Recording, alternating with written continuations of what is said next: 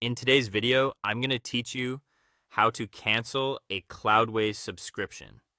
If you're closing a project, migrating to another host, or simply cleaning up unused infrastructure, it's important to do this the right way. Just logging out, deleting local website files, or removing a payment method does not stop billing.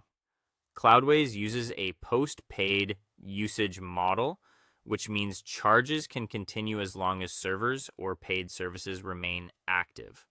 So in this walkthrough, we're going to safely back up your data, remove active resources, disable paid add-ons, and then close the account properly. First, save and archive your website data. This is the most important part because once a server is deleted, the data on it is permanently removed and cannot be recovered. Start by going to the Applications section in your Cloudways dashboard, selecting the website you want to preserve, opening Database Management, and choosing Export.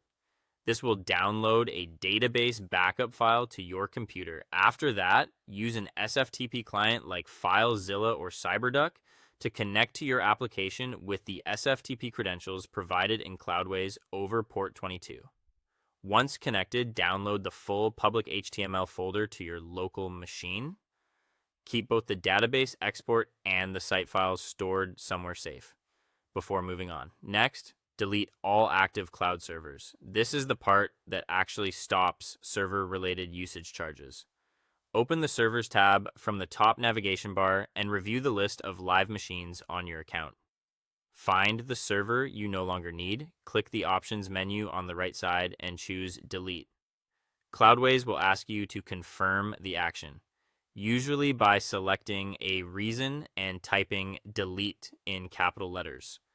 Complete the confirmation, then repeat the same process for every remaining server until there are no active machines left.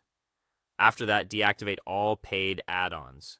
Some services are billed separately from your servers, so deleting infrastructure alone may not fully stop charges.